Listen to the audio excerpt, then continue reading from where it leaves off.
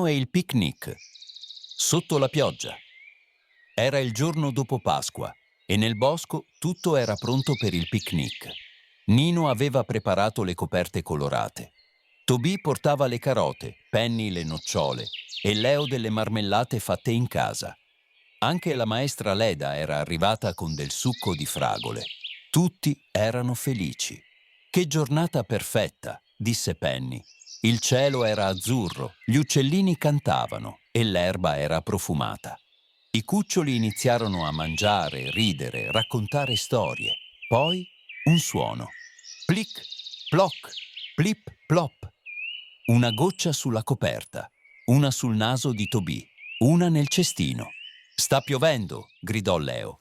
In pochi secondi il cielo si riempì di nuvole e cominciò a cadere tanta pioggia. «Tutti al riparo», disse la maestra Leda. Cercarono un albero grande, ma i rami non bastavano a coprire tutti. Nino guardò in giro e vide una piccola grotta. «Seguite me». Tutti entrarono nella grotta. Era stretta, ma calda. I cuccioli erano un po' tristi. «Il nostro picnic è rovinato», sospirò Penny. «E le carote sono bagnate», disse Tobì. «Anche la marmellata si è mescolata alle foglie», disse Leo.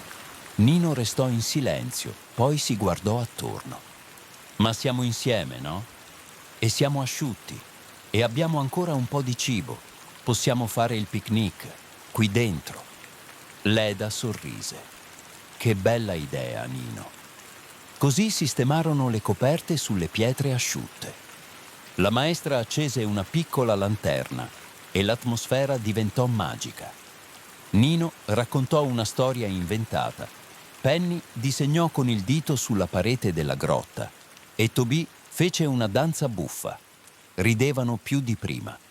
La pioggia continuava fuori, ma dentro la grotta c'era calore, amicizia e merenda. Quando la pioggia finì, uscirono tutti e videro l'arcobaleno. «Questa Pasquetta sarà indimenticabile», disse Leo. «Perché non tutto va sempre come vogliamo», disse Nino. «Ma insieme tutto può diventare bello». E mentre il sole tornava, i cuccioli finirono il loro picnic tra le pozzanghere, saltando e ridendo, come se fosse tutto parte del gioco.